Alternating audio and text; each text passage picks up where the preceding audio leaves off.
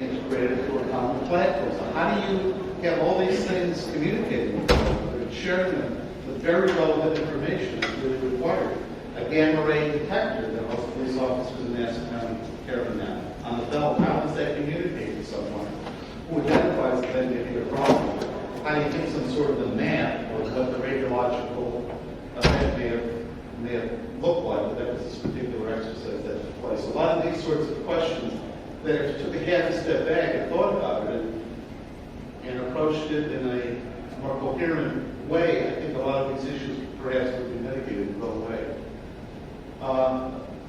This is a fictitious yet probable scenario. Something happens let's say at a power company. Let's say it's a hurricane.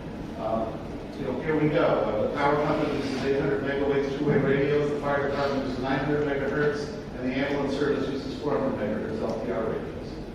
This is still true today on Long Island as well throughout most of the country because of the way responsibility is given to these various agencies. There's not a coherent. Some of these problems are being addressed, but there's still not a coherent way of addressing this. Very simple example, yet very, very powerful. And of course, I just mentioned the importance of wireless and interoperable communications.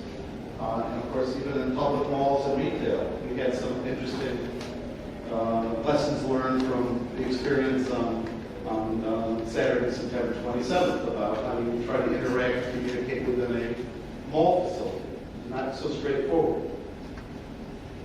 Also, one thing that one should consider, and that is as we're developing these capabilities, and the head of our business area, Tom Weiss, mentioned it this morning, and that is to use capability to actually run through scenarios to see how you can use all these capabilities, or where the gaps really are. And if you think you have a solution to the gap, is it really a solution? Or is it just adding more difficulty than it's really solving? Is to use what I'll call virtual simulation for crisis management. To use the sort of very robust modeling and simulation algorithms that we've been developing for the DoD, other people have been developing for emergency management, to fuse those together to improve the effectiveness of large-scale response to these. And not just to do it in a vacuum, but to include all of the folks, to include the first responders, the folks from the fire department in Hicksville, all the way up to the special agents of the Secret Service who might be involved in such a thing.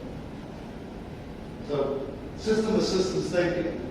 Securing the homeland is like securing a home. Technology alone is not the solution. It's how you integrate those technologies, not just within systems that are already preordained, but with people, processes, and training. I couldn't emphasize this enough either. It's very important to train people to use this advanced technologies, and of course then to develop policies. And it's like securing your house. If you do it intelligently, if you integrate with all the people like you do with your family in your house, you're good to go. If you don't, you're opening yourself into some difficulties.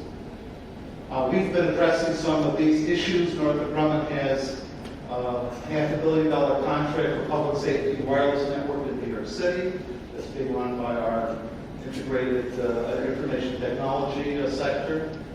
And again, a lot of motivations for this. One of the most important lessons learned: emergency responders and better access to information and clear lines of communication in the field. There's also a tremendous opportunity for this center, for universities, for small companies, for large companies to all come together under an umbrella that's called the Center for Excellence in Innovation and Homeland Security. This is being established. It will be in the old Building 5 facility of Northrop Grumman in Bethpage. And the purpose of this is to bring together folks from universities, small businesses, excellent centers like here at CWIC, and to see where we could work together and how we could get funding to move out and to develop products and services that would serve not only the larger view of the Department of Homeland Security, the Department of Defense, but also the security and safety of those of us who live on Long Island. So this is a summary. Events in nature are random and unpredictable. use of risk technology to try to address them, where, when, and how, but really the main thing is to develop secure and interoperable wireless communications, data communications, as well as to incorporate that into an intelligent way into an integrated natural hazard system. So I thank you very much, and I also thank the moderator for allowing me to go a bit early today. Any questions?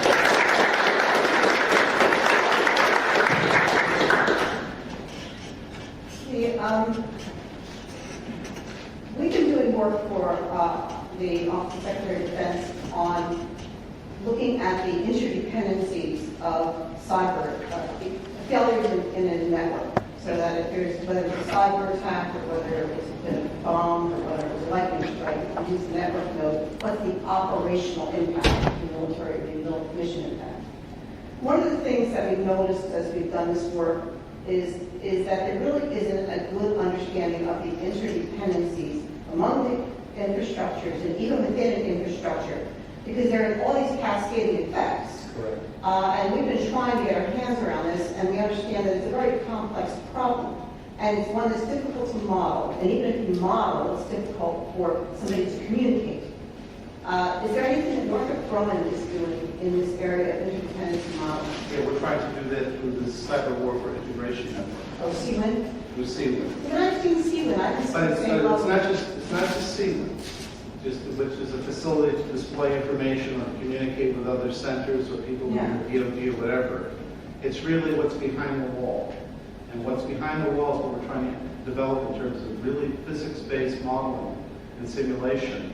Not just ourselves, but in concert with the universities, in concert with the Department of Defense. As you know, they have been working on various areas, working on models for various activities, and to integrate those together to address specifically what you're talking about, these interdependencies. Because you're absolutely right. You have a particular scenario, you run through that scenario, you think you're really good to go, and then when it really happens, something goes like that's correct, like a bunch of dominoes going. So it's an excellent point. And we'd like to discuss it more. Any other questions? Well, I really appreciate you. Thank you very much.